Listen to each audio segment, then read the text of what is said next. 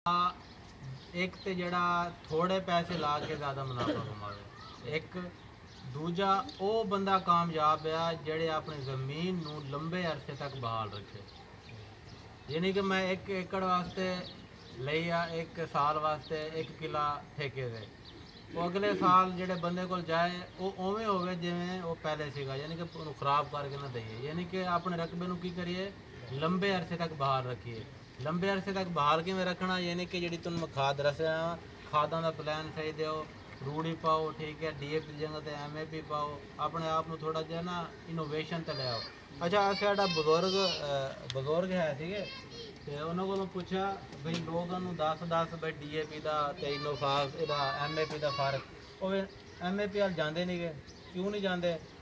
बजुर्ग आते हैं जो आए सी ना यूरिया नवी ठीक है, तो वो आते हैं राती कह के थक जाते थे असी यूरिया कभी पाई नहीं थी, ठीक है। वो आते सी रात जो पानी लग्या होंदा सी ना जट का, असी जाके जड़ा ना खाले दे विच 1 बोरी यूरिया की सुट दी जब खाले पानी जा रहा वा, तो फिर हफ्ते बाद जाते सी यार तू की किया यार, क्योंकि तेरी फसल तो अच्छी हो रही है, तू दस तो सही दूसरे जट्टां नूं दस भी तू की किया।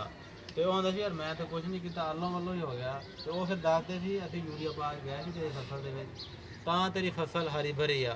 ਉਹਦਾ करके फिर जट्टां ने यूरिया पानी शुरू की। हुण वेखो कि यूरिया का स्टाक भी कम हो जाता है, यानी कि अपने आप को थोड़ा इनोवेशन नाल लैके आओ। हुण साडियां ज़मीनां जिहड़ियां पहले सन वो नहीं रह गईयां, हुण ज़मीनां चेंज हो गईयां, ते अपना खादां दा जिहड़ा प्लान है उहनूं भी थोड़ा तब्दील करो।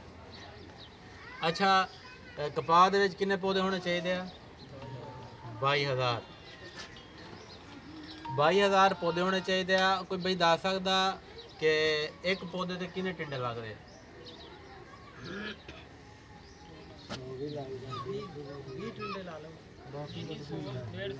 मैं 20,000 पौधा ला रहा हाँ, मैं एक पौधे ते घट तो घट 5 टिंडे ला रहा हूँ। अच्छा कोई भाई दस सकता भाई एक जड़ा टिंडा वो रूई निकलती है कितना वजन होए? यानी कि एक बूढ़े का वजन, पेवा नहीं पूरा बूढ़ा, एक पूरा उंज जड़ा सेहतमंद बूढ़ा वजन होना चाहिए 3 ग्राम, यानी कि आप 3 भी नहीं लाते, 1.5 ग्राम ला लेने। पौधे किन्ने ने? 20,000। एक पौधे के किन्ने टिंडे ने? 25। ते एक बूढ़े का वजन कितना वा? 1.5। इनू हुण आपां तकसीम करना 1000 ते 40 ते, यानी कि मन दे विच औसत लैनी फर्क करें। आप एक व्यू लै रहे हैं भाई, आप 20,000 पौधे लाए थे, पौधे ते हर पौधे से आप 20 टिंडे कामयाब किए आ, एक टिंडे का वजन है 1.5 ग्राम।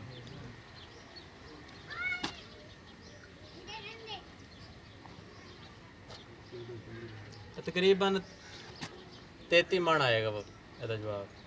यानी कि जे असी एक पौधे से 25 टिंडे कामयाब कर गए तो अपनी औसत भी नहीं आएगी।